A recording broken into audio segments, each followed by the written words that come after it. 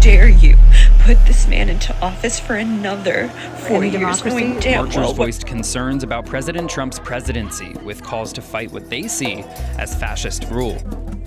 TDS, or Trump derangement syndrome, has been a sort of psychological plague upon the Libertatis for over a decade.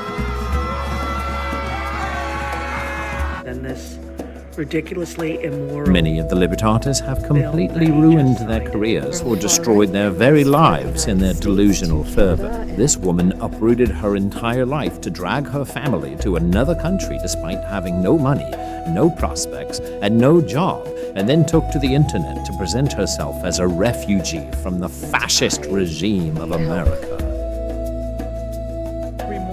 But the focus of today's installment isn't really about TDS specifically, but a byproduct of the endless propaganda that has led to it. A particular phenomenon where the Libertatis express hatred for the president under the pretense that he is an evil authoritarian, yet they throw their support for actual dictators in other countries. Would you trade Trump for Maduro? Yeah, probably. Yeah, sure. More than likely, yes. Yes, Nicolas Maduro, the man who declared victory after losing an election, seized power with Cuban mercenaries, put a bounty on the head of his political opponent who actually won the election, and proceeded to slaughter his own people when they protested him. But at least he's not fucking orange. Welcome, fellow noticers, to another episode of the Liberal Geographic, where we dive ever deeper into the minds of the politically deranged.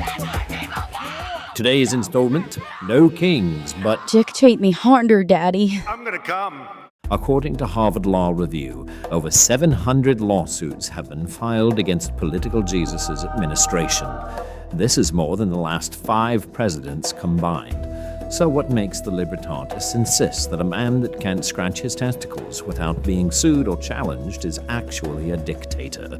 Dictator. A wannabe dictator. A wannabe dictator. A tyrant. And scholars of authoritarianism have been warning about this for years. Yes, the dictator, who was such a threat to democracy that in order to stop him, you had to bully a senior citizen into stepping down from his position, skip the democratic process of holding a primary entirely, and throw $1.5 billion at the campaign, yet still manage to win up millions of dollars in debt in only 4 months. And then, of course, actual democracy happened. The people spoke, the retarded hyena cried, and the democratically elected leader became a king because democracy only works for the Libertatis if they win. This mentality has caused the Libertatis to take up the position of the contrarian and fight the president on every issue, even against their own interest. Declaring that people with no allegiance to this country should not be able to come here illegally and produce a U.S. citizen. Dictator. Investigating fraud and waste in the U.S. tax system. Dictator. But killed 40,000 of your own people in 2 days, and the Libertatis will hold a vigil for you when you die. And if that wasn't Kafkaesquely dystopic enough for you, they actually put his picture next to Malcolm X, who fucking hated liberals, and George Floyd, saint of fentanyl. Your booze mean nothing. I've seen what makes you cheer. The Libertatis have in fact developed such a malignant parasocial codependency on political Jesus that they will side with goddamned Hezbollah if it means opposing the Orange Man. Now, for the uninitiated noticers out there who are not aware, Hezbollah is responsible for a number of wonderful contributions to society, like the 1994 bombing of a Jewish community in Argentina that killed 85 people, and they have wonderfully progressive policies like this. Oh, but it gets better. The No Kings rallies have also been graced by another group of functional retards. Tankies. Yes, Orange Man dictator, so let's try communism for the 180th time, and maybe we won't starve tens of millions of people this time. Another Trump deranged Libertatis who decided that actual dictators are just dandy is one Roland Martin, who looks like if Morgan Freeman and Danny DeVito had an abomination of a butt baby. Roland called the arrest of Maduro an invasion of a sovereign nation and has spent years of his life incessantly bitching about the Orange Man, sometimes rambling for hours. It's important to note that Nicolas Maduro has had a standing warrant for his arrest since before the second coming of political Jesus, and that his rapture was actually celebrated by the people of Venezuela because fuck him, that's why. And then there's Tucker Carlson, who brilliantly outed himself for committing possibly maybe treason when he made a video alleging that the CIA were reading his text messages to Iran in order to frame him for a crime he most definitely, allegedly, probably committed, and recently had such stellar moments as proclaiming that Sharia law theocracies are better than America and that the president mocking Islamic terrorists is somehow akin to disrespecting Christian values.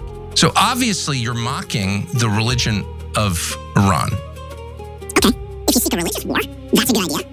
But by the way, no decent person mocks other people's religions. To send out a tweet with the F word on Easter morning promising to murder civilians and then saying praise be to Allah without explaining any of it, you are mocking me and every other Christian because we're Christians. You are mocking me and every other Christian because we're Christians. You are mocking me and every other Christian because we're Christians. And of course, this absolute twattledy-goober behavior was lauded by the Libertatis because he's finally on our side. He's one of the good guys now.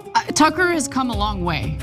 If you had told me, I don't know, in 2012 that Tucker Carlson would be a leading voice on the right in pushing back against a Republican president's Islamophobia. And there it is. Criticizing Islamic terrorists is Islamophobic because you can't address bad actors if they're brown because brown people are a monolith of perfection. So we must all put our heads firmly aboard asses and just take the Libertatis' approach to dealing with genocidal extremists who want to kill us and give them money, because then they can give that money to other terrorists and everyone will be happy while they murder us because at least nobody thinks we're racist.